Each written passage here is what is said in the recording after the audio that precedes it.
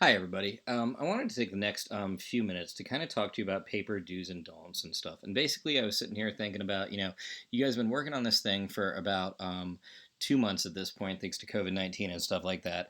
Had we been in class, I would have said all sorts of stuff like this throughout the course of it. And so I thought I'd put this together to kind of give you an idea of something that you could go back to. You don't have to listen to all of it, or you can just kind of read through the slide or something like that. To give you kind of a last like checklist of like, hey, these are things that have really worked in the paper and stuff like that. And also to let you keep in mind that you've got this and you'll be in fine shape. First thing I'd say on this paper do's and don'ts. Uh, do make sure to have an argument. Do have a thesis and do be sure to prove it. It doesn't have to be like an argument and thesis that's going to like massively change the world. Some of you have just said, this led to this, which led to this, and that caused a problem, and that's perfectly fine. But do make sure that you can systematically prove whatever it is the crux of your paper is going to be. While we're at it, do be specific, okay? Make sure to tell me about people, places, and events. Don't just tell me a bunch of people died in the Ukraine and there was a lot of suffering and stuff like that. Tell me a story about somebody who did die or some suffering that went on or something like that. You remember the whole like execution by hunger thing we read? If you're doing something like that, give me a snippet that's as powerful as that. I didn't say give me the same snippet. I said give me one that's as powerful. Stuff like that. Find facts and data as well that can back it up. Tell me a story about like Joe Farmer who like um, for example, had this problem, this problem, this problem, and it was indicative of everything that happened in Ukraine, etc., etc. Other do's, do use dates, okay? Use dates in order to set the context. Use these for easy transitions. Instead of saying things like therefore, say like by 1936, okay? Do vary syntax. Okay, Matheny and I have talked to you about like semicolons, dashes, commas, compound complex sentences throughout the course of the year, etc., etc. Now's your time to use those, and also use simple sentences for emphasis too. Okay, do not feel the need to buy a thesaurus, use the thesaurus, or make this thing look like you just were given a word of the day calendar. Okay, you don't need to go to that length, but do make your writing style vary up to the point that it's interesting and flows well. This is a personal one. Do use last name on second reference, okay? When you're referring to somebody to Michael Jordan, you refer to him as Michael Jordan the first time, but on the second time, he's Jordan. He is not Michael. You do not know him, okay? There are a few exceptions to this. The ones that I can think of off the top of my head are kings or queens.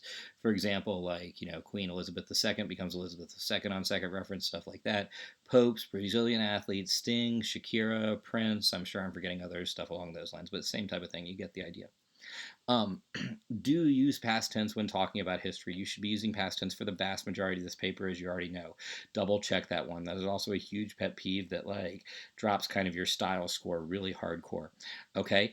The one time you should be switching in this is when you're talking actively about literature, art, pop culture, etc., etc. Okay, when you're doing that, and I mean actively, if you're analyzing something like in using this text, like Mussolini was doing or did Mussolini's speech says blah blah blah blah blah, right? Or it does blah blah blah blah blah. Okay, because you're actively talking about it. Now, if you're talking about like Mussolini's speeches were important, then you use the past tense and stuff like that. So only when you're actively analyzing something along those lines would you switch. You may switch tenses in this. I know you were told not to. It does work for people who understand what they're reading. I promise. Just do it. Okay.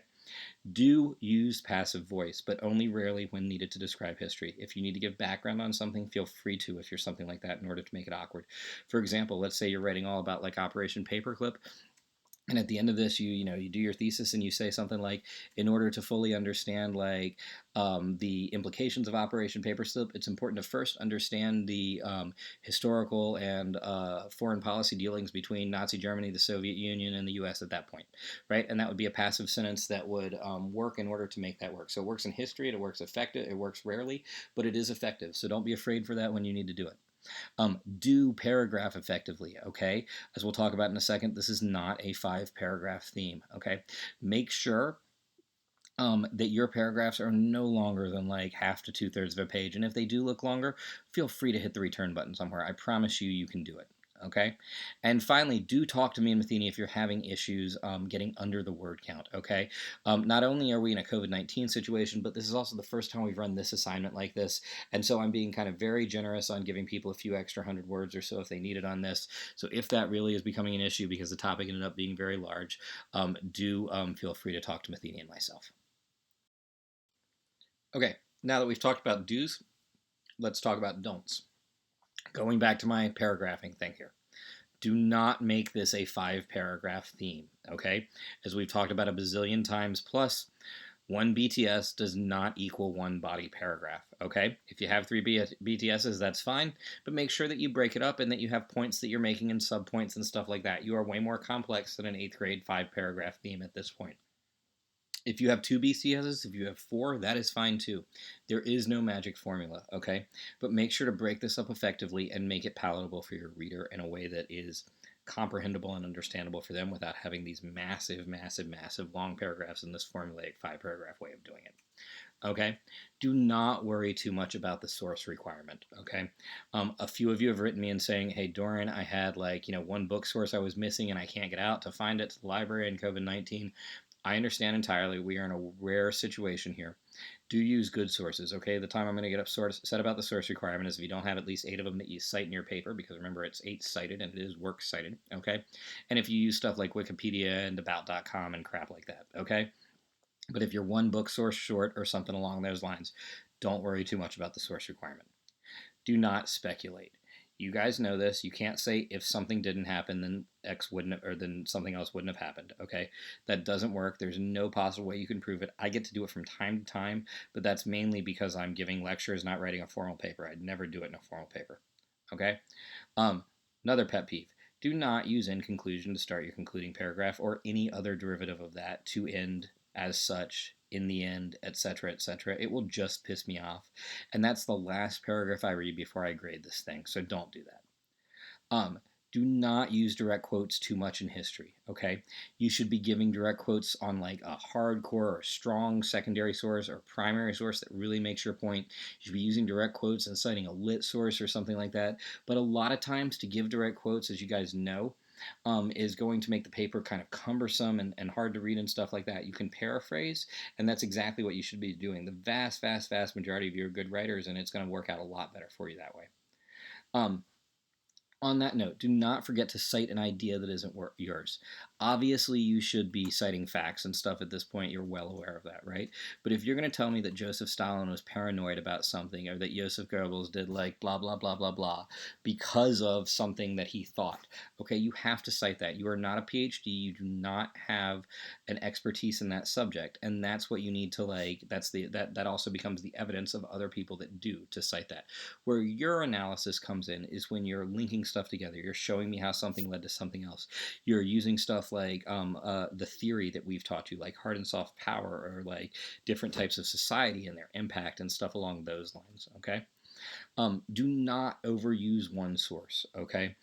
This is something that like you could still get a B on if you did, but like it's definitely not going to be able to kick you to the A range. Like if you've got this long paper that cites like one or two sources a bunch of times and the other 6 sources once, that's like not going to be anywhere near as strong as like a well-sourced paper. Okay, and while we're at it, do not force your lit source. Okay, make sure you understand how to enhance your argument. Use it at the beginning. Okay, use it to make a point later at the end, but don't just all of a sudden be like, and while we're at it, we're now going to investigate literature under the Czech Republic under communism, right?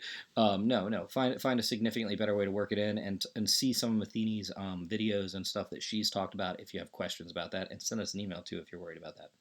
And finally, guys, don't worry too much about this. You guys have been working on it. You've been working on it hard. As we've talked about a bazillion times, this is not a major life event. Okay, we know that you are under hard circumstances, and that this will be fine, and you clearly will be okay and understand exactly what you're doing on this. Okay, guys, the last thing I want to talk about is the OPCVL and presentation, because a few of you have emailed me in to say, hey, Doran, there are 2 parts to this whole project that you haven't addressed since we left for COVID-19, and those are the OPCVL and then the short live stream presentation we were going to do. Good news first, there will be no live stream presentation. That seems superfluous at this point. We're all under a lot of pressure and stress, and we don't need to add that at that point. For those of you that were massively worried about having to present in front of your parents in the world, etc., etc., well, guess what? That's one of the side benefits of a worldwide pandemic. Now, for the OPCVL, we are still going to do this, and here's how you're going to do it. We're going to do it a little bit differently. We're not going to do it at the end of the paper as we have in the past or something like that. We're going to actually embed it in the paper. Not only will this make it a little bit shorter and a little bit easier, but this is exactly how you're going to do it next year in IB, so it'll save you some of the red tape with this. Okay, what you're going to do is this. You're going to pick one or two sources. Okay, these should be very key to your argument. Your lit source, if you use it strongly, your primary source, okay, a strong secondary source, stuff like this. Okay, and when you introduce any source like that naturally within your paper, if you think about it, you're really going to do the origin, purpose, and content. So let's say I'm talking about like Stalin's, by one of Stalin's biographers who's talking about his paranoia, right?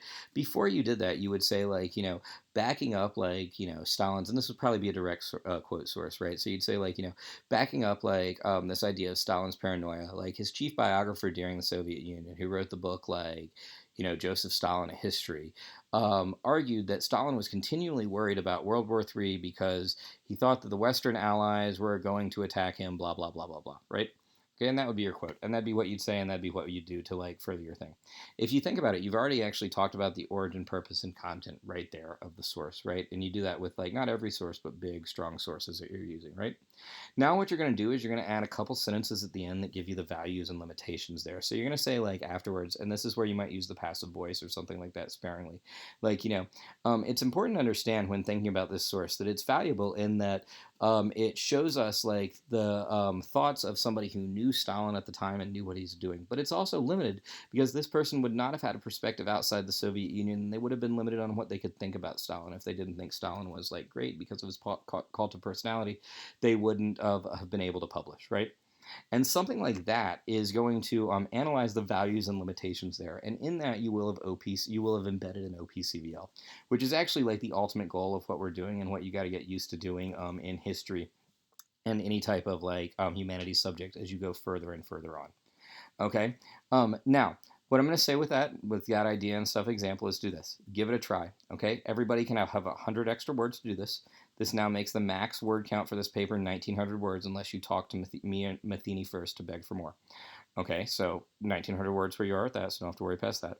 Okay, email me if you're confused, but know two things. One, I have full faith and confidence in your ability to analyze sources. And two, if you give this an effort, use the stem I want to, or be creative and do it your own, or not the stem I want to, the stem I gave you, right? Use the stem I gave you, or be creative and do it your own way. I plan to be fairly generous on like scoring this if an attempt is made. Okay? So with that in mind, that should cover kind of thoughts on the paper, the OPCVL, the presentation, et cetera, et cetera. You've got the rest of this week to work on it, aside from like one day you're going to check out something on the Cold War for me. Feel free to email us if you have any questions, guys. You got this. Keep doing what you're doing. You've been kicking butt on break so far. Well done.